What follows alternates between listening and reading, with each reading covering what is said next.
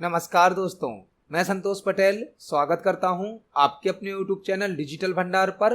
आज की वीडियो में हम CPCT एग्जाम सितंबर 2023 के लिए कंप्यूटर के इम्पोर्टेंट क्वेश्चंस को समझने वाले हैं। यह हमारा CPCT एग्जाम सितंबर 2023 के लिए पार्ट नंबर 12 है। इस वीडियो में हम CPCT एग्जाम के लिए कंप्यूटर से संबंधित 20 इंपोर्टेंट क्वेश्चंस को समझने वाले हैं। यह सभी वही क्वेश्चन हैं जो पहले भी CPCT एग्जाम में पूछे जा चुके हैं। जब हम एक क्वेश्चन को तैयार करते हैं तो उससे संबंधित हमें कई प्रकार के और भी क्वेश्चन तैयार करने मिल जाते हैं।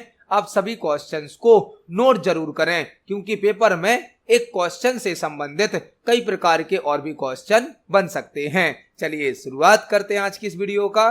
देखते हैं आज का हमारा पहला क्वेश्चन क्या है।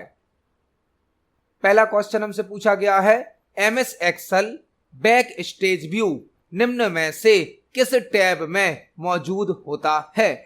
MS exhale back stage view निम्न में से किस टैब में मौजूद होता है। पहला क्वेश्चन हमसे MS एक्सेल से पूछा गया है। MS एक्सेल से MS exhale back stage view निम्न में से किस टैब में मौजूद होता है। MS एक्सेल क्या है? MS एक्सेल एक स्प्रेडशीट सॉफ्टवेयर होता है। स्प्रेडशीट सॉफ्टवेयर जो कि डेटा को रो और कॉलम में अरेंज करने की सुविधा प्रदान करता है। MS एक्सेल एक स्प्रेडशीट सॉफ्टवेयर है जो कि डेटा को रो और कॉलम में अरेंज करने की सुविधा प्रदान करता है। MS एक्सेल में हम टेबल बना सकते हैं, टेबल पर कैलकुलेशन कर सकते हैं और डेटा की रिपोर्ट भी जनरेट कर सकते हैं। MS एक्सेल से क्वेश्चन पूछा गया है, MS exhale back stage view निम्न में से किस टैब में मौजूद होता है। जो बैक स्टेज व्यू होता है वह MS एक्सेल के फाइल टैब में या फाइल मेन्यू में प्राप्त होता है। MS एक्सेल के फाइल टैब या फाइल मेन्यू में बैक स्टेज व्यू प्राप्त होता है। तो इस क्वेश्चन का आंसर क्या होगा? Option number B. इसको हम प्रैक्टिकली देख सकते हैं। यह हमारा MS एक्सेल सॉफ्टवेयर है जिसमें एक फाइल मेन्यू होता है और कई प्रकार के टैब होते हैं। कई प्रकार के मेन्यू और टैब एक्सेल में होते हैं। जब हम फाइल मेन्यू या फाइल टैब पर क्लिक करते हैं तो हमें बैक स्टेज व्यू शो किया जाता है। यह कहलाता है बैक स्टेज व्यू। तो MS एक्सेल में जो बैक स्टेज व्यू होता है वह फाइल टैब पर या फाइल मेन्यू पर क्लिक करने से प्राप्त होता है। इस क्वेश्चन का आंसर हो जाएगा option number B, file menu या फाइल टैब। देखते हैं हमारे नेक्स्ट क्वेश्चन को। नेक्स्ट क्वेश्चन है, डेटाबेस विफल होने पर डेटाबेस को सबसे हाल ही की स्थिति में रिस्टोर किया जाता है तो इसे क्या कहा जाता है।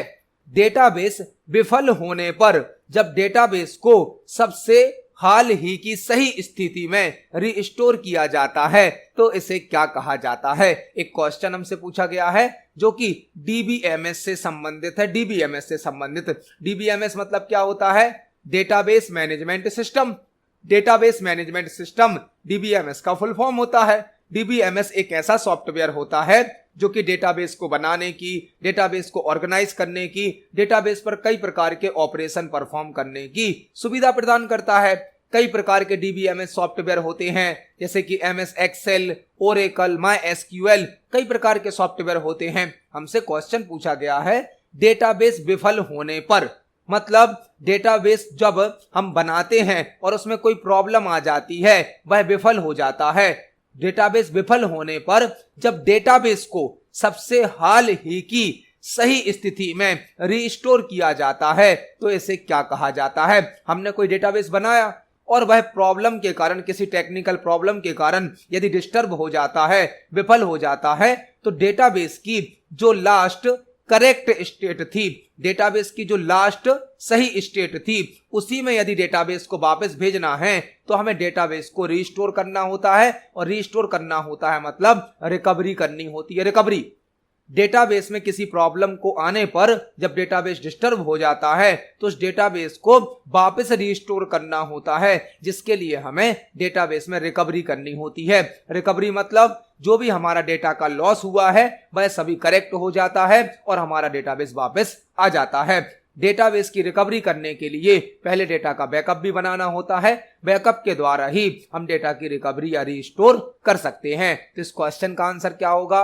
ऑप्शन नंबर सी, रिकवरी के द्वारा डेटा को लास्ट सही स्टेट पर, लास्ट करेक्ट स्टेट पर रिस्टोर कर दिया जाता है। तो इस क्वेश्चन का आंसर हो जाएगा ऑप्शन नंबर सी, रिकवरी। देखते हैं हमारे नेक्स्ट क्वेश्चन को।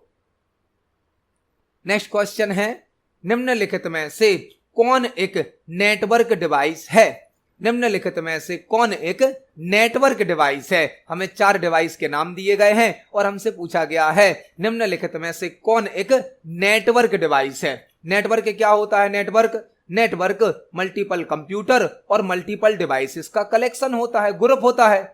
एक कंप्यूटर नेटवर्क मल्टीपल डिवाइस और मल्टीपल कंप्यूटर्स का ग्रुप या कलेक्शन होता है। नेटवर्क का यूज इंफॉर्मेशन और रिसोर्सेज को शेयर करने के लिए किया जाता है। हमें 4 डिवाइस के नाम दिए गए हैं और पूछा गया है निम्नलिखित में से कौन एक नेटवर्क डिवाइस है। वह डिवाइस है ब्रिज होता क्या है? ब्रिज एक नेटवर्किंग डिवाइस है जो अलग अलग 2 नेटवर्क को आपस में कनेक्ट करने के लिए यूज किया जाता है।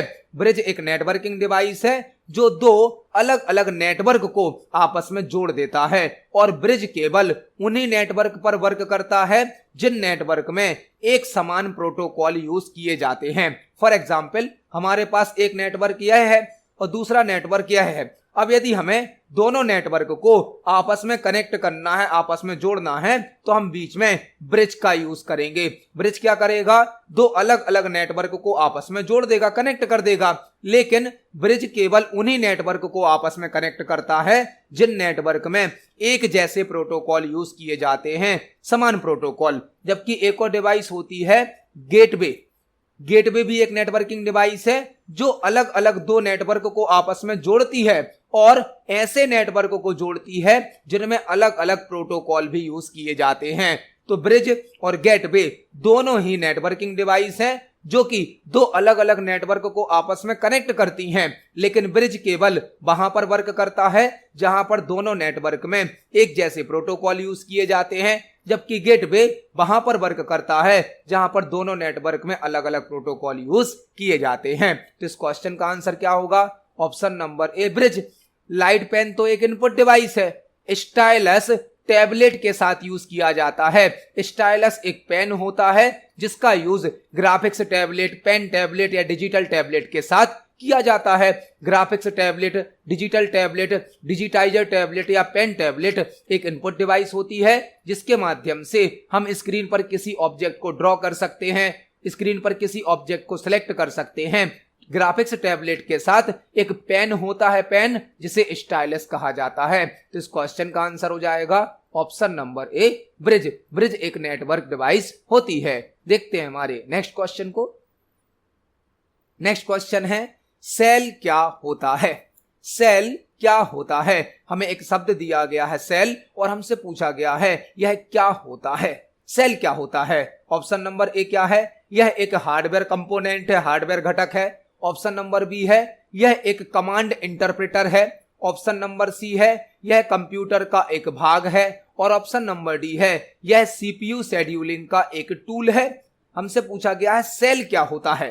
यदि आप हमारे प्रीवियस वीडियोस को देख रहे हैं तो आपको इस क्वेश्चन का आंसर समझ में आ गया होगा। यह क्वेश्चन लाइनेक्स ऑपरेटिंग सिस्टम से पूछा गया है, लाइनेक्स से।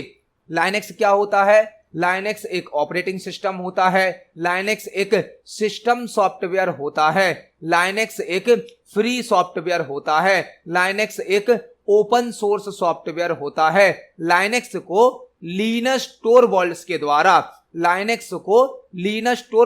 द्वारा 1991 में बनाया गया था। लाइनेक्स से यह क्वेश्चन पूछा गया है। लाइनेक्स जो कि एक ऑपरेटिंग सिस्टम होता है, एक सिस्टम सॉफ्टवेयर होता है, एक फ्री सॉफ्टवेयर है, एक ओपन सोर्स सॉफ्टवेयर है और लाइनेक्स को लिनस टोरवाल्ड्स के द्वारा 1991 में बनाया गया था। लाइनेक्स ऑपरेटिंग सिस्टम में 4 कंपोनेंट होते हैं। एक होता है हार्डवेयर, इसके बाद आता है कर्नेल, कर्नेल के बाद होता है सेल और सबसे लास्ट में होते हैं एप्लीकेशन। जो लाइनेक्स ऑपरेटिंग सिस्टम का आर्किटेक्चर होता है उसमें 4 मेन कंपोनेंट होते हैं, हार्डवेयर, कर्नेल, सेल और एप्लीकेशन। तो हमसे जो क्वेश्चन पूछा गया है सेल क्या होता है? सेल लाइनेक्स का एक कंपोनेंट है जो कि एक कमांड इंटरप्रेटर होता है। कमांड इंटरप्रेटर मतलब सेल पर लाइनेक्स की कमांड को रन किया जाता है। जब यूजर सेल पर कमांड को रन करता है तो सेल उस कमांड को एग्जीक्यूट करता है और आउटपुट को शो करता है। तो लाइनेक्स में सेल एक कमांड इंटरप्रेटर होता है जिस पर लाइनेक्स की सभी कमांड को रन किया जाता है, जबकि कर्नेल लाइनेक्स का मेन पार्ट होता है, कोर पार्ट होता है, मुख्य पार्ट होता है, जो कि लाइनेक्स ऑपरेटिंग सिस्टम का हार्ट होता है। तो इस क्वेश्चन का आंसर हो जाएगा ऑप्शन नंबर बी, सेल एक कमांड इंटरप्रेटर होता है। सेल पर कमांड को रन किया जाता है। देखते हैं हमारे नेक्स्ट क्वेश्चन को। नेक्स्ट क्वेश्चन है दशमलव संख्या 35 के समतुल्य हेक्साडेसिमल चुनें। दशमलव संख्या 35 मतलब 35 के समतुल्य हेक्साडेसिमल चुनें। यह क्वेश्चन कंप्यूटर नंबर सिस्टम से पूछा गया है, कंप्यूटर नंबर सिस्टम से। अब सीपीसीटी के एग्जाम में कंप्यूटर नंबर सिस्टम से और कंप्यूटर अर्थमेटिक ऑपरेशन से भी क्वेश्चन पूछे जाते हैं। हमारे चैनल पर कंप्यूटर नंबर सिस्टम को कन्वर्ट करने के लिए सेपरेट वीडियो भी अपलोड किए गए हैं। आप उन वीडियो से कंप्यूटर नंबर सिस्टम को कन्वर्ट करना जरूर सीख लीजिए, क्योंकि आपके पेपर में 1-2 क्वेश्चन कंप्यूटर नंबर सिस्टम से पूछे जाते हैं। हमें जो क्वेश्चन दिया गया है इसमें हमें एक डेसिमल नंबर दिया गया है, डेसिमल, और हमें इस डेसिमल नंबर की हेक्साडेसिमल वैल्यू बतानी है। क्या होगी? कंप्यूटर में 4 प्रकार के नंबर सिस्टम यूज किए जाते हैं। 4 प्रकार के कंप्यूटर में 4 प्रकार के नंबर सिस्टम यूज किए जाते हैं। पहला होता है बाइनरी नंबर सिस्टम जिसका बेस होता है 2। दूसरा होता है ऑक्टल नंबर सिस्टम जिसका बेस होता है 8। तीसरा होता है डेसिमल नंबर सिस्टम जिसका बेस होता है 10। और लास्ट होता है हेक्साडेसिमल नंबर सिस्टम जिसका बेस होता है 16। कंप्यूटर में 4 प्रकार के नंबर सिस्टम यूज किए जाते हैं। बाइनरी नंबर सिस्टम जिसका बेस होता है 2 और इसमें केवल 0 और 1 2 ही अंक यूज किए जाते हैं। इसका बेस 2 है तो इसमें 2 ही अंक होंगे। और बाइनरी अंक कौन कौन से होते हैं? 0 और 1। 2 ही अंक इसमें यूज हो सकते हैं, एक 0 और एक 1।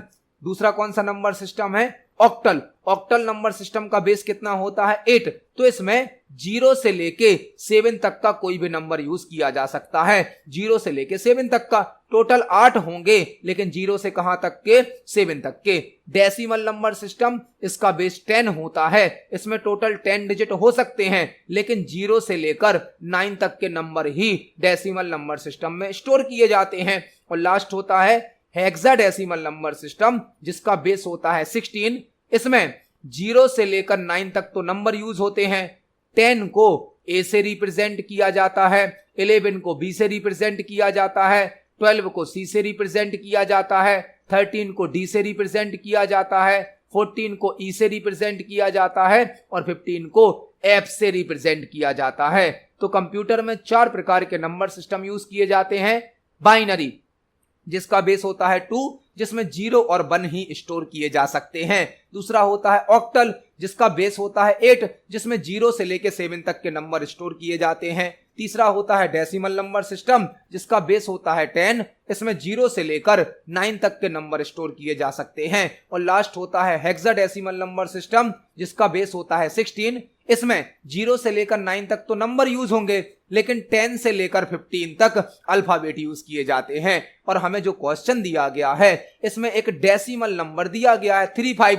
इसका हमें क्या बताना है? हेक्साडेसिमल वैल्यू बतानी है। तो इसको सॉल्व करना बहुत ही आसान है। यदि आपको कोई भी डेसिमल नंबर दिया जाता है और आपको उसको हेक्साडेसिमल में बदलना है तो इसको सॉल्व करना बहुत ही आसान है। अभी हमने नंबर सिस्टम का इंट्रोडक्शन समझा, अब हम इस क्वेश्चन को सॉल्व करना भी समझते हैं। हमें एक डेसिमल नंबर दिया गया है जिसको हेक्साडेसिमल में बदलना है और आंसर बताना है। आपको जब भी किसी डेसिमल नंबर को हेक्साडेसिमल नंबर में बदलना हो तो आपको याद रखना है आपको 16 से भाग देना होगा, 16 से डिवाइड करना होगा। जो भी डेसिमल नंबर आपको दिया है यदि उसको हेक्साडेसिमल में बदलना है तो आपको 16 से डिवाइड करना होता है। इस क्वेश्चन को सॉल्व कैसे करना है? आपको जो डेसिमल नंबर दिया आप उसको लिख लें। नंबर क्या है? 35। अब इस 35 में आपको 16 से भाग देना है, 16 से डिवाइड करना है। 16 से क्यों करना है? क्योंकि हेक्साडेसिमल में बदल रहे। यदि ऑक्टल में बदलना होता तो हम इसमें 8 का भाग देते, यदि बाइनरी में बदलना होता तो हम 2 का भाग दे देते। अब हम इस 35 में मतलब 35 में 16 से डिवाइड करेंगे, भाग देंगे। एक हमें भागफल प्राप्त होगा, भागफल को हम यहां नीचे लिखेंगे, और एक हमें शेषफल भी प्राप्त होगा। शेषफल मतलब रिमाइंडर, जो रिमाइंडर होगा वही हमारा आंसर कहलाएगा। तो हमें डेसिमल नंबर में 16 से भाग देना है, डिवाइड करना है, भागफल को यहां लिखना है और शेषफल मतलब रिमाइंडर को यहां लिखने है। जो हमारा रिमाइंडर होगा, शेषफल होगा, वही हमारा आंसर बनेगा। अब हम डिवाइड करते हैं। 35 मतलब 35 में 16 का भाग देना है, तो कितनी बार भाग जाएगा? 16 दूनी 32, 2 बार भाग जाएगा। 16 दूनी 32 हो जाएगा। अब यहां पर शेषफल कितना बचेगा? शेषफल बचेगा 3। हमने 35 में 16 से भाग दिया तो 2 बार भाग गया, 16 दूनी 32, शेषफल कितना बचा हमारा? 3। शेषफल को हमने यहां लिख लिया। अब हमें फिर से इस 2 में 16 का भाग देना है, तो 2 में तो 16 का भाग जाएगा नहीं, मतलब 2 भी हमारा क्या बचेगा? शेषफल बचेगा। तो इस 2 को भी रिमाइंडर में लिख देंगे। पहले हमने 35 में 16 का भाग दिया, 2 बार गया, शेषफल कितना बचा? 3 लिख लिया। अब जो 2 बचा है, 2 में तो 16 से भाग जाएगा नहीं, तो 2 भी हमारा शेषफल होगा। 2 को भी हमने लिख लिया। अब जो शेषफल है इसको नीचे से ऊपर की तरफ लिख देंगे तो हमारा आंसर आ जाएगा। आंसर हो जाएगा 23, मतलब ऑप्शन नंबर सी। जो हमें डेसिमल नंबर दिया गया था 35, उसको हेक्साडेसिमल में बदलने पर आंसर क्या प्राप्त हो गया हमें? 23। यह हमारा क्वेश्चन सॉल्व हो गया। अब देख सकते हैं नंबर सिस्टम को सॉल्व करना कितना आसान है।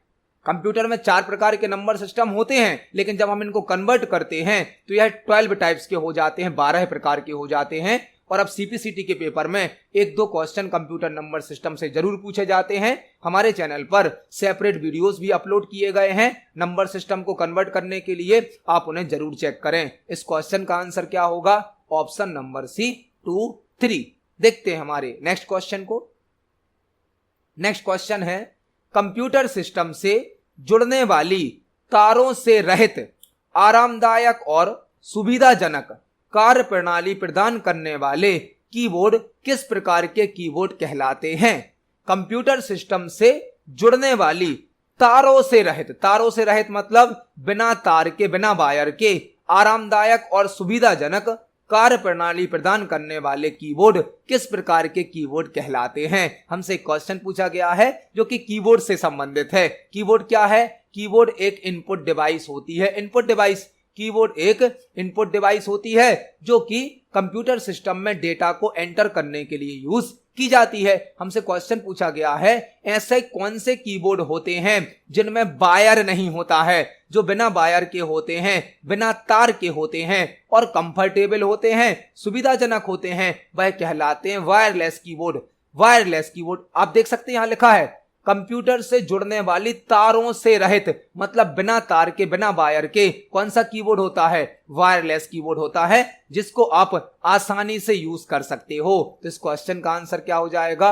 Option number B. Wireless keyboard एक ऐसा कीबोर्ड होता है जो कि विदाउट वायर के होता है, कंफर्टेबल होता है, आप आसानी से इसे यूज कर सकते हो। इस क्वेश्चन का आंसर है ऑप्शन नंबर बी। देखते हैं हमारे नेक्स्ट क्वेश्चन को। नेक्स्ट क्वेश्चन हमसे पूछा गया है, पेन सबसे छोटा नेटवर्क है जो नेटवर्क में एक उपयोगकर्ता के लिए बहुत ही निजी होता है। इसका पूर्ण रूप है। पेन सबसे छोटा नेटवर्क है जो नेटवर्क में एक यूजर के लिए बहुत ही पर्सनल होता है। इसका पूर्ण रूप है। यह क्वेश्चन कंप्यूटर नेटवर्क से पूछा गया है। कंप्यूटर नेटवर्क से, कंप्यूटर नेटवर्क क्या होता है? कंप्यूटर नेटवर्क मल्टीपल कंप्यूटर और मल्टीपल डिवाइसेस का कलेक्शन होता है, ग्रुप होता है। कंप्यूटर नेटवर्क का यूज इंफॉर्मेशन और रिसोर्सेस को शेयर करने के लिए किया जाता है। कई प्रकार के कंप्यूटर नेटवर्क होते हैं जैसे कि पेन, लैन, मैन, वैन। आपने कई प्रकार के कंप्यूटर नेटवर्क पढ़े होंगे।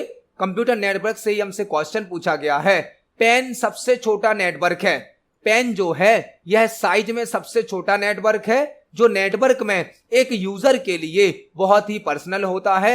इसका पूर्ण रूप क्या है? इसका हमसे फुल फॉर्म पूछा गया है। तो नेटवर्क के कई टाइप्स होते हैं, पेन, लैन, मैन, वैन, पोलैन, डब्लू लैन, कई प्रकार के नेटवर्क होते हैं। जो साइज में सबसे छोटा नेटवर्क होता है वह होता है पैन। और पैन का फुल फॉर्म क्या होता है?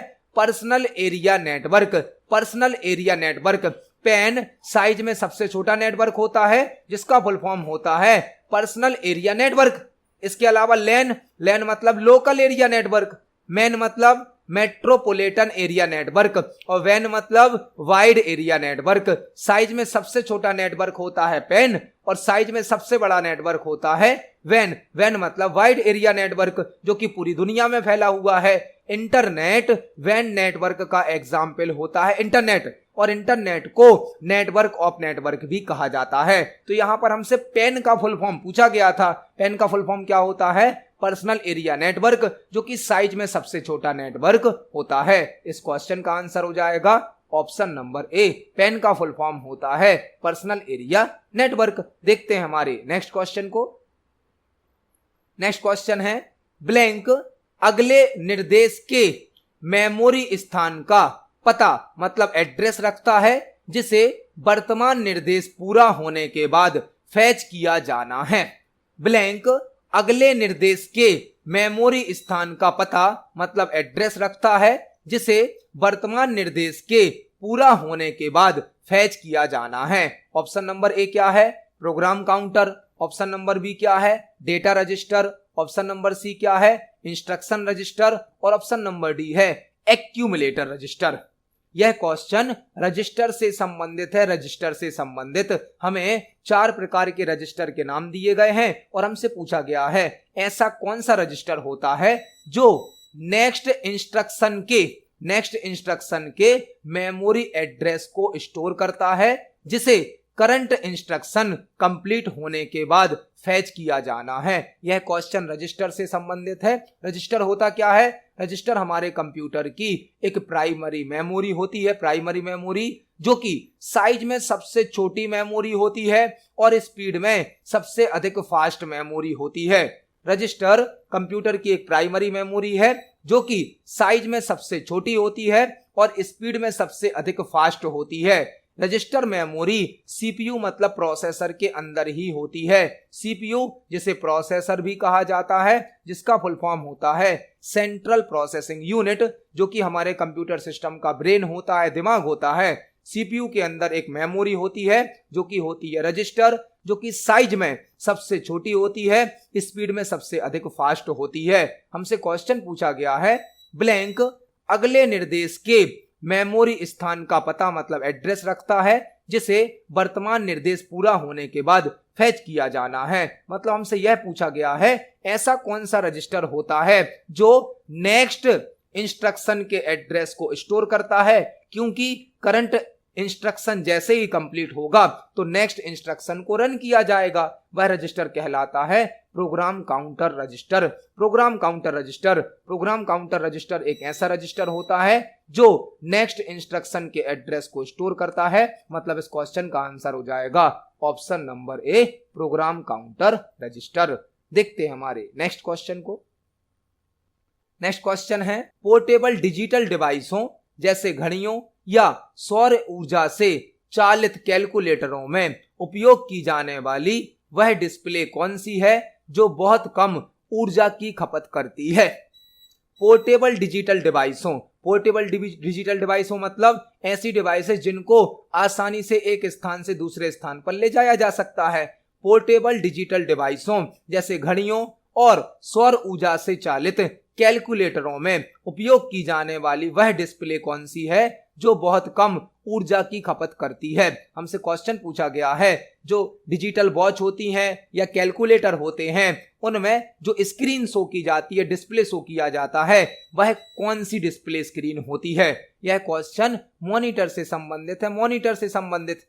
मॉनिटर जो कि एक आउटपुट डिवाइस है, तो जो वॉच होती है, कैलकुलेटर होता है, उस पर भी हमें मॉनिटर स्क्रीन दी जाती है जिस पर हमारा आउटपुट शो होता है। जो वॉच की या कैलकुलेटर की स्क्रीन होती है, डिस्प्ले स्क्रीन होती है, वह होती है एलसीडी मतलब लिक्विड क्रिस्टल डिस्प्ले। जबकि एक मॉनिटर का टाइप होता है एलईडी लाइट एमिटिंग डायोड। एक मॉनिटर होता है कंप्यूटर के साथ सीआरटी मतलब cathode ray tube, cathode ray tube जो कि साइज में बड़ा होता है, वेट अधिक होता है। CRT monitor, LCD monitor, LED monitor, लेकिन जो घड़ी होती है या कैलकुलेटर होता है उसमें एलसीडी मॉनिटर यूज होता है, लिक्विड क्रिस्टल डिस्प्ले मॉनिटर जो कि एक आउटपुट डिवाइस है, और घड़ी और कैलकुलेटर में एलसीडी मॉनिटर का यूज किया जाता है। एलसीडी का फुल फॉर्म होता है लिक्विड क्रिस्टल डिस्प्ले। देखते हैं हमारे नेक्स्ट क्वेश्चन को। नेक्स्ट क्वेश्चन है, निम्नलिखित में से कौन सा घटक एक एकॉस्टिक टैबलेट पर स्पार्क प्लग से क्लिक उत्पन्न करता है? निम्नलिखित में से कौन सा घटक मतलब कौन सा कंपोनेंट एक एकॉस्टिक टैबलेट पर स्पार्क प्लग से क्लिक उत्पन्न करता है? हमसे क्वेश्चन पूछा गया है, निम्नलिखित में से कौन सा कंपोनेंट, कौन सा घटक एकॉस्टिक टैबलेट पर स्पार्क प्लग से क्लिक उत्पन्न करता है? एकॉस्टिक टैबलेट क्या होता है? एकॉस्टिक टैबलेट जिसे ग्राफिक्स टैबलेट भी कहा जाता है, जिसे डिजिटल टैबलेट भी कहा जाता है, जिसे स्पार्क टैबलेट भी कहा जाता है, जिसे हम पेन टैबलेट भी कहते हैं, जो कि एक इनपुट डिवाइस होती है, जो कि एक फ्लैट सरफेस होता है जिसके साथ एक पेन भी होता है। पेन को कहा जाता है स्टाइलस। पेन को क्या कहा जाता है? Stylus. Graphics tablet, pen tablet, digitiser tablet, digital tablet जिसे हम ड्राइंग टैबलेट भी कहते हैं, यह एक फ्लैट पैनल होता है जिसके साथ एक पेन होता है।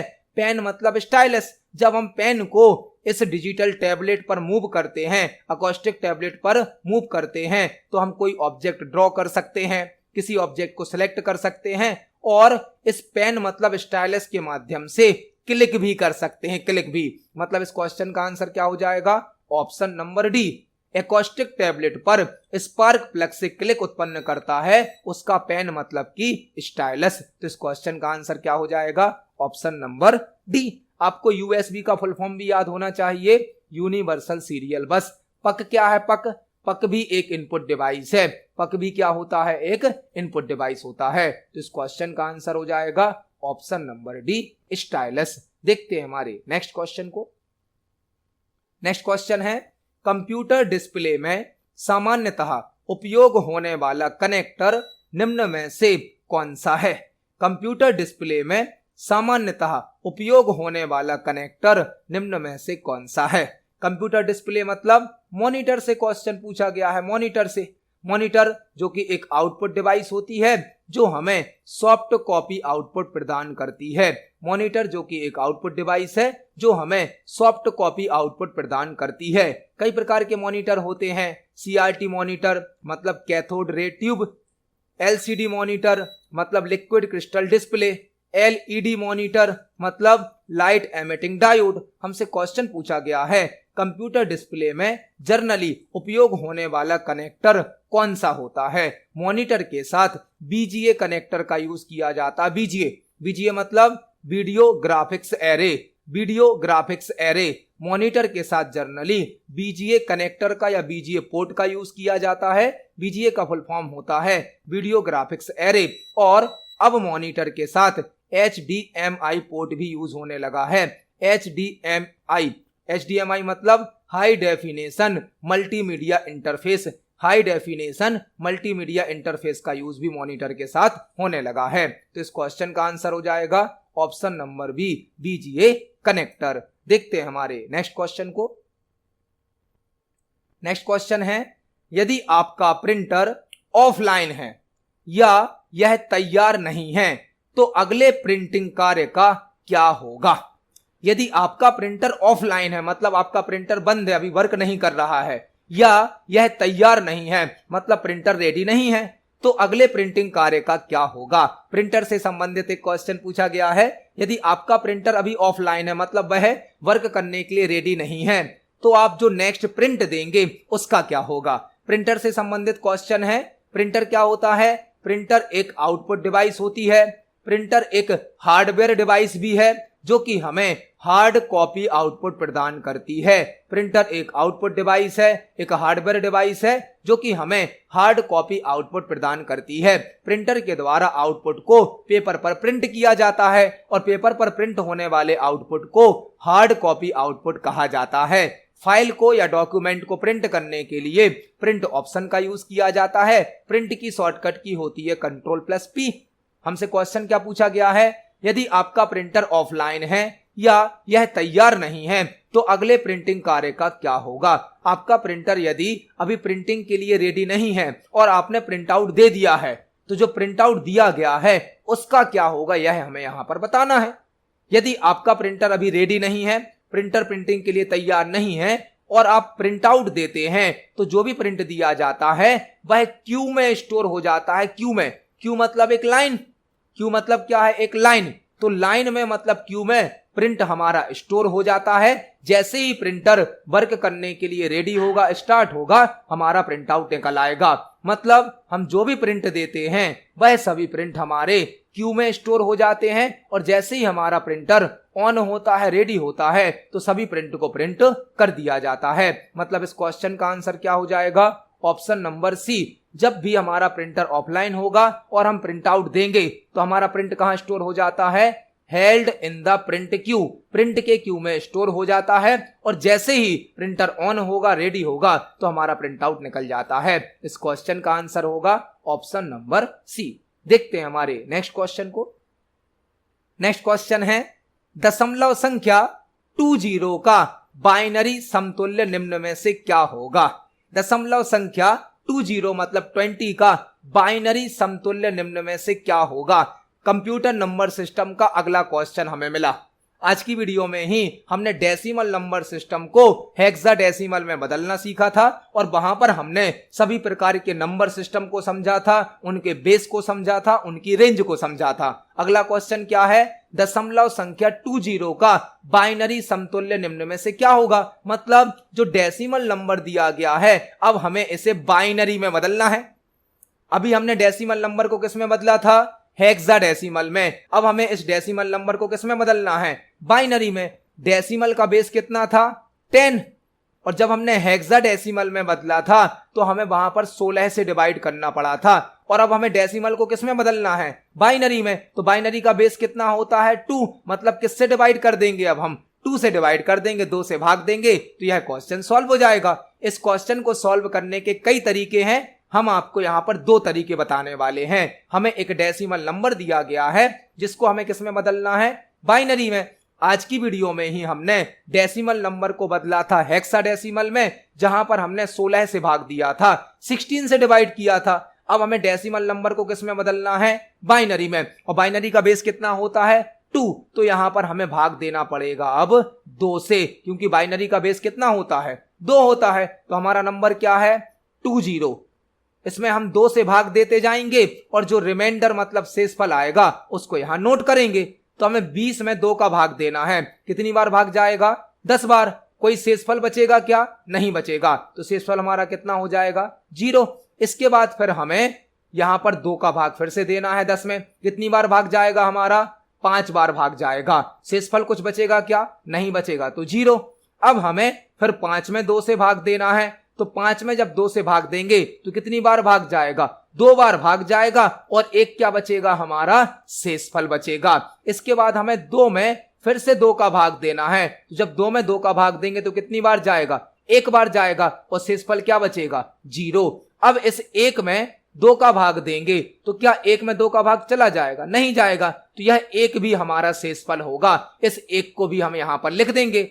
अब हमें इस शेषफल को नीचे से ऊपर की तरफ लिख देना है, तो हमारा आंसर आ जाएगा 1 0 1 0 0। यह हमारा आंसर है, मतलब ऑप्शन नंबर बी। अब देख सकते हैं डेसिमल नंबर को जब हेक्साडेसिमल में बदला था तो 16 से डिवाइड किया था, अब डेसिमल को बाइनरी में बदल रहे तो 2 से डिवाइड कर दिया। और यदि डेसिमल को ऑक्टल में बदलेंगे तो 8 से डिवाइड कर देंगे, 8 से भाग दे देंगे, क्वेश्चन सॉल्व हो जाएगा। अभी हमने इस क्वेश्चन को सॉल्व करने का एक तरीका समझा, हम आपको एक और तरीका बताते हैं किसी भी डेसिमल नंबर को बाइनरी में बदलने के लिए। यह तरीका डेसिमल नंबर को केवल बाइनरी में बदलने के लिए हमें यूज करना है। एक छोटा और आसान तरीका है डेसिमल नंबर को बाइनरी में बदलने का, केवल इससे डेसिमल नंबर को आप बाइनरी में बदल पाएंगे, हेक्साडेसिमल और ऑक्टल में नहीं बदल पाएंगे। हमें नंबर क्या दिया गया डेसिमल में, 20 दिया गया, मतलब 20 दिया गया है। 20 को हमें बाइनरी में बदलना है तो हमें एक सीरीज लिखनी है। सीरीज राइट साइड से शुरू होगी 1 से, 1 का डबल करेंगे तो 2, 2 का डबल करेंगे तो 4, 4 का डबल करेंगे तो 8, 8 का डबल करेंगे तो 16, फिर डबल करेंगे तो 32, 64, ऐसे बढ़ती जाएगी सीरीज। आपको यह देखना है कि आपको कितने नंबर तक इसको ले जाना है। जैसे यहां कितना दिया गया 20, तो 20 बनाने के लिए सीरीज की कहां तक जरूरत पड़ेगी, 1 और 2 कितना होगा 3, 3 और 4 कितना होगा 7, 7 और 8 तो कितना होगा 15। तो यहां 8 तक ले जाने पर तो हमारा 20 नहीं बनेगा, इसलिए हम सीरीज को कहां तक ले गए 16 तक। मतलब जब हमारी सीरीज 16 तक जाएगी तो हमें क्या प्राप्त हो जाएगा 20 प्राप्त हो जाएगा। फॉर एग्जाम्पल यहां पर और बड़ा नंबर होता, यहां पर होता 54, तो आपको सीरीज को 16 के आगे 32 पर ले जाना है, 64 पर ले जाना है, सीरीज को वहां तक ले जाना है जहां तक आपको यह नंबर प्राप्त ना हो, जोड़ने पर, सभी नंबर को जोड़ने पर यह नंबर प्राप्त ना हो।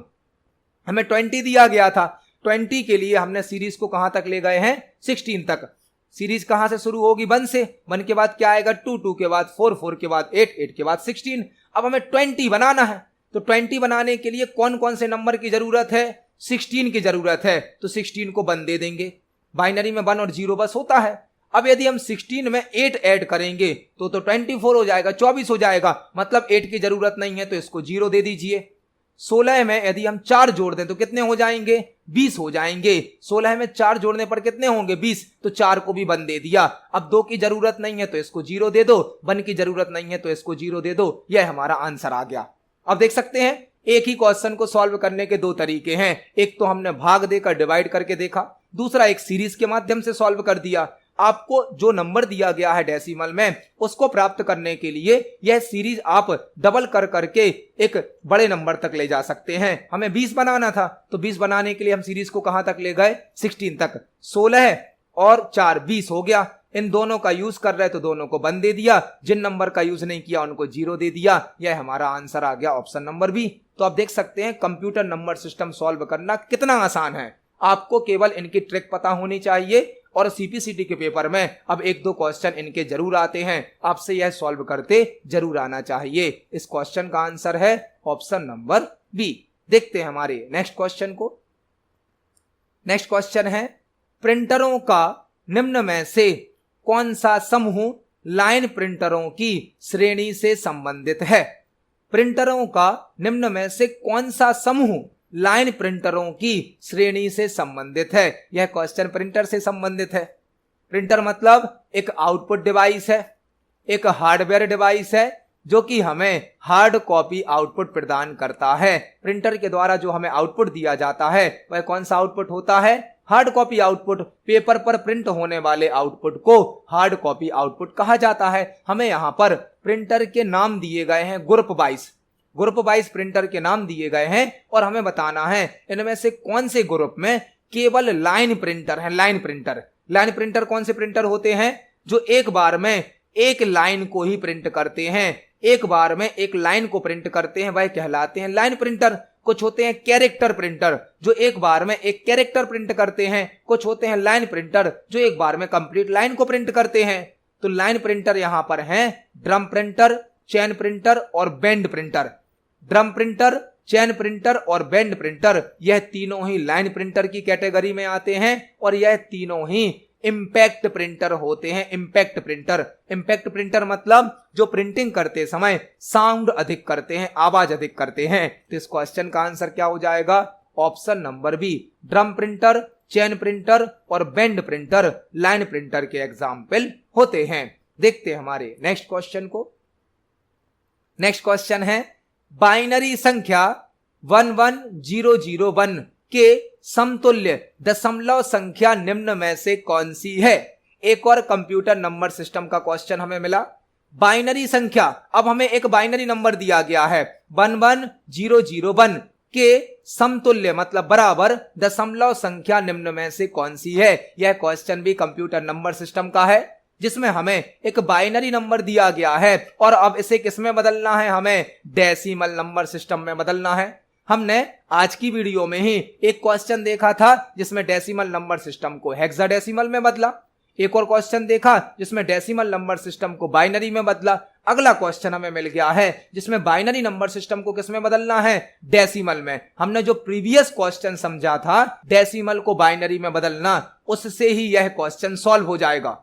वहां पर हमने डेसिमल को किस में बदला था, बाइनरी में। अब हमें क्या कर दिया गया, बाइनरी नंबर दिया गया है जिसको किस में बदलना है, डेसिमल में। इसको आप हमारी उस सीरीज से सॉल्व कर सकते हैं जो सीरीज हमने वहां पर उस क्वेश्चन में यूज करी थी। बाइनरी नंबर क्या है, 1 1 0 0 1। अब इस नंबर के साथ आप हमारी वह सीरीज लिख दीजिए जो सीरीज हमने आपको बताई थी। सीरीज क्या है, 1 2 4 8 16 और नंबर होते तो सीरीज को आगे बढ़ा देते, लेकिन ध्यान रखें सीरीज को राइट साइड से लिखना है और 1 से शुरू करके डबल करते जाना है। अब जो नंबर के ऊपर या जो नंबर के साथ आपको 1 दिख रहा है उनको ऐड कर दीजिए, जिनके साथ 0 दिख रहा है उनको ऐड मत करिए। तो 1 कहां है, 16 के साथ, 16 को ऐड करेंगे, 16 और 8 कितना हो जाएगा, 24। और एक 1 कहां मिला, 1 के साथ, तो 24 और 1 कितना हो गया, 25। यह हमारा आंसर हो गया, क्वेश्चन सॉल्व हो गया। देख सकते हैं आप, बाइनरी को डेसिमल में बदलना हो या डेसिमल को बाइनरी में, यह सीरीज बहुत हेल्पफुल होती है। 1 मिनट के अंदर क्वेश्चन सॉल्व होता है। आपको जितने अंक दिए जाएंगे वहां तक सीरीज को बढ़ाते जाइए। जहां जहां पर 1 है उन नंबर को ऐड कर दो, जहां पर 0 है उनको ऐड मत करो, आपका क्वेश्चन सॉल्व हो जाएगा। मतलब इस क्वेश्चन का आंसर क्या हो जाएगा, ऑप्शन नंबर ए 25 मतलब 25। देखते हैं हमारे नेक्स्ट क्वेश्चन को। नेक्स्ट क्वेश्चन है, एमएस एक्सेल में एप्लीकेशन के नाम और स्प्रेडशीट के नाम दोनों कहां पर प्रदर्शित होते हैं। एमएस एक्सेल में एप्लीकेशन के नाम और स्प्रेडशीट के नाम दोनों कहां पर प्रदर्शित होते हैं। यह क्वेश्चन भी एक्सेल से पूछा गया है। एक्सेल जो कि एक स्प्रेडशीट सॉफ्टवेयर होता है जो कि डेटा को रो और कॉलम में अरेंज करने की सुविधा प्रदान करता है। हमसे क्वेश्चन पूछा गया है, एमएस एक्सेल में एप्लीकेशन के नाम मतलब सॉफ्टवेयर का नाम और स्प्रेडशीट के नाम मतलब एक्सेल की फाइल का नाम कहां पर शो होता है। एमएस एक्सेल में हम जो फाइल बनाते हैं, फाइल को कहा जाता है वर्कबुक। एमएस एक्सेल की फाइल को क्या कहा जाता है, वर्कबुक, जिसका डिफॉल्ट नेम होता है बुक 1। और एक्सेल में जो पेज होता है, पेज को कहा जाता है वर्कशीट, जिसका डिफॉल्ट नेम होता है शीट 1। हमसे क्वेश्चन पूछा गया है, एमएस एक्सेल में एप्लीकेशन मतलब सॉफ्टवेयर का नाम और स्प्रेडशीट का नाम मतलब फाइल का नाम कहां शो होता है। तो ऑल सॉफ्टवेयर में, मैक्सिमम सॉफ्टवेयर में फाइल का नाम और सॉफ्टवेयर का नाम टाइटल बार पर शो होता है। टाइटल बार पर आप कोई भी सॉफ्टवेयर ओपन करेंगे तो सॉफ्टवेयर की जो विंडो ओपन होती है, विंडो में सबसे ऊपर टॉप पर होता है टाइटल बार। टाइटल बार में सॉफ्टवेयर का नाम और फाइल का नाम शो किया जाता है। तो इस क्वेश्चन का आंसर क्या हो जाएगा, option number B title bar. Title bar किसी सॉफ्टवेयर की विंडो में सबसे ऊपर मतलब टॉप पर होता है। टाइटल बार में सॉफ्टवेयर का नाम और फाइल का नाम शो किया जाता है। इसको हम प्रैक्टिकली देख सकते हैं। यह एमएस एक्सेल की विंडो है। विंडो में सबसे ऊपर होता है टाइटल बार, जहां पर फाइल का नाम दिख रहा है बाय डिफॉल्ट होता है बुक 1। एक्सेल की फाइल मतलब वर्कबुक, जिसका डिफॉल्ट नेम क्या होता है, बुक 1। यह हो गया फाइल का नाम और एक्सेल सॉफ्टवेयर का नाम। तो इस क्वेश्चन का आंसर क्या हो जाएगा, option number B title bar. देखते हैं हमारे नेक्स्ट क्वेश्चन को। नेक्स्ट क्वेश्चन है, ब्लैंक उन संचारों की रक्षा कर सकता है जो असुरक्षित नेटवर्कों से होकर गुजरते हैं। ब्लैंक उन संचारों की रक्षा कर सकता है मतलब उन ट्रांजैक्शन की, उन ट्रांसमिशन की रक्षा कर सकता है, कम्युनिकेशन की रक्षा कर सकता है जो अनसिक्योर नेटवर्क से होकर गुजरते हैं। एक क्वेश्चन हमसे पूछा गया है, ब्लैंक उन संचारों की रक्षा कर सकता है मतलब ऐसे ट्रांसमिशन, ऐसे ट्रांजैक्शन या ऐसा कम्युनिकेशन जो अनसिक्योर नेटवर्क से होता है, उसको सिक्योर करने के लिए किसका यूज किया जाता है। यह क्वेश्चन साइबर सिक्योरिटी से या इंफॉर्मेशन सिक्योरिटी से पूछा गया है। साइबर सिक्योरिटी में, इंफॉर्मेशन सिक्योरिटी में एक बहुत ही इंपॉर्टेंट टेक्निक वर्क करती है जिसे कहा जाता है क्रिप्टोग्राफी। क्रिप्टोग्राफी एक ऐसी टेक्निक है जो कि सिक्योर कम्युनिकेशन करने की सर्विस प्रोवाइड करती है। सिक्योर कम्युनिकेशन, क्रिप्टोग्राफी किसी अनसिक्योर नेटवर्क में सिक्योर कम्युनिकेशन करने की सर्विस प्रोवाइड करती है। क्रिप्टोग्राफी के दो फंक्शन होते हैं, एक होता है एन्क्रिप्शन और एक होता है डिक्रिप्शन। एन्क्रिप्शन और डिक्रिप्शन क्रिप्टोग्राफी के दो फंक्शन हैं जो कि सिक्योर कम्युनिकेशन करने की सुविधा प्रदान करते हैं। यहां पर हम एक डायग्राम से पूरी क्रिप्टोग्राफी प्रोसेस को समझेंगे, जिसमें इनक्रिप्शन, डिक्रिप्शन और साइपर टेक्स्ट भी आपको समझ में आ जाएगा। नेटवर्क में जब भी कोई कम्युनिकेशन होता है तो एक सेंडर होता है, सेंडर मतलब जो मैसेज को भेजता है, और एक रिसीवर होता है, रिसीवर मतलब जो मैसेज को प्राप्त करता है। सेंडर जो मैसेज सेंड करता है, फॉर एग्जाम्पल सेंडर ने सेंड किया हाय, यह जो मैसेज होता है यह होता है प्लेन टेक्स्ट के रूप में। प्लेन टेक्स्ट मतलब नॉर्मल टेक्स्ट। जब यह प्लेन टेक्स्ट नेटवर्क में भेजा जाता है तो इस पर इनक्रिप्शन अप्लाई कर दिया जाता है। इनक्रिप्शन से क्या होगा, जो प्लेन टेक्स्ट या नॉर्मल टेक्स्ट था वह बदल जाता है साइपर टेक्स्ट में। साइपर टेक्स्ट में जो प्लेन टेक्स्ट या नॉर्मल टेक्स्ट था वह किस में बदल जाता है, साइपर टेक्स्ट में। इनक्रिप्शन के द्वारा प्लेन टेक्स्ट या नॉर्मल टेक्स्ट को किस में बदल दिया जाता है, साइपर टेक्स्ट में। साइपर टेक्स्ट एक सीक्रेट कोड होता है जिसे आसानी से समझा नहीं जा सकता है। जब यह साइपर टेक्स्ट रिसीवर के पास पहुंचता है तो इस पर डिक्रिप्शन अप्लाई कर दिया जाता है और इसे वापस प्लेन टेक्स्ट या नॉर्मल टेक्स्ट में बदल दिया जाता है। इस प्रकार से पूरा कम्युनिकेशन पॉसिबल होता है। मतलब सेंडर जो मैसेज सेंड करता है वह प्लेन टेक्स्ट या नॉर्मल टेक्स्ट में होता है, जिस पर इनक्रिप्शन लागू किया जाता है, अप्लाई किया जाता है, और इनक्रिप्शन के द्वारा प्लेन टेक्स्ट को किस में बदल दिया जाता है, साइपर टेक्स्ट में। साइपर टेक्स्ट क्या होता है, एक इनक्रिप्टेड टेक्स्ट होता है, एक सीक्रेट टेक्स्ट होता है जिसे आसानी से समझा नहीं जा सकता है।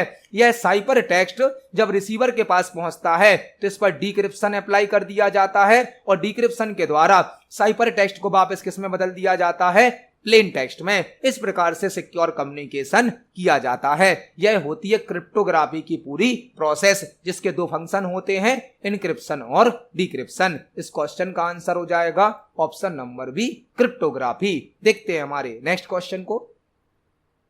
नेक्स्ट क्वेश्चन है, निम्नलिखित में से कौन बाहरी वातावरण के साथ कंप्यूटर तक पहुंचने की अनुमति देता है। निम्नलिखित में से कौन बाहरी एनवायरनमेंट के साथ, मतलब एक्सटर्नल एनवायरनमेंट के साथ कंप्यूटर तक पहुंचने की अनुमति देता है। हमें 4 ऑप्शन दिए गए हैं और हमसे पूछा गया है निम्नलिखित में से कौन बाहरी एनवायरनमेंट के साथ, मतलब एक्सटर्नल एनवायरनमेंट के साथ कंप्यूटर तक पहुंचने की अनुमति देता है। एक्सटर्नल एनवायरनमेंट पूछा गया, एक्सटर्नल मतलब कंप्यूटर सिस्टम के बाहर। ऑप्शन नंबर ए है ALU, अर्थमेटिक लॉजिक यूनिट। यह तो कंप्यूटर के अंदर होता है, मेमोरी भी कंप्यूटर के अंदर होती है, रोम भी होती है, लेकिन जो इनपुट यूनिट होती है, मतलब इनपुट डिवाइस, कीबोर्ड, माउस, यह सभी कंप्यूटर के बाहर होती हैं, एक्सटर्नल होती हैं। मतलब आंसर क्या हो जाएगा, option number B, input unit. Input unit मतलब इनपुट डिवाइस, इनपुट यूनिट मतलब इनपुट डिवाइस एक्सटर्नल एनवायरनमेंट के साथ कंप्यूटर तक पहुंचने की अनुमति प्रदान करता है। तो इस क्वेश्चन का आंसर क्या हो जाएगा, option number B, input unit, input device. आपको रोम का फुल फॉर्म भी याद करना है। रोम का फुल फॉर्म होता है रीड ओनली मेमोरी। तो इस क्वेश्चन का आंसर हो जाएगा option number B, input unit. देखते हैं हमारे नेक्स्ट क्वेश्चन को। नेक्स्ट क्वेश्चन है, नेटवर्क में स्थित ऐसे कंप्यूटर को क्या कहा जाता है जो किसी अन्य कंप्यूटर से फाइलों का अनुरोध करता है। नेटवर्क में स्थित ऐसे कंप्यूटर को क्या कहा जाता है जो किसी अन्य कंप्यूटर से फाइलों का अनुरोध करता है। यह क्वेश्चन भी कंप्यूटर नेटवर्क से पूछा गया है। कंप्यूटर नेटवर्क मतलब मल्टीपल कंप्यूटर और मल्टीपल डिवाइसेस का ग्रुप। कंप्यूटर नेटवर्क क्यों बनाया जाता है, इंफॉर्मेशन और रिसोर्सेज को शेयर करने के लिए। हमसे क्वेश्चन पूछा गया है नेटवर्क में स्थित ऐसे कंप्यूटर को क्या कहा जाता है जो किसी अन्य कंप्यूटर से फाइलों का अनुरोध करता है। यहां पर आपको 5-6 क्वेश्चन तैयार करने मिलेंगे। जब कोई नेटवर्क बनता है तो नेटवर्क में जो सबसे मेन, सबसे पावरफुल, सबसे इंपोर्टेंट कंप्यूटर होता है उसे कहा जाता है सर्वर कंप्यूटर। यह हमने एक नेटवर्क का डायग्राम बनाया है।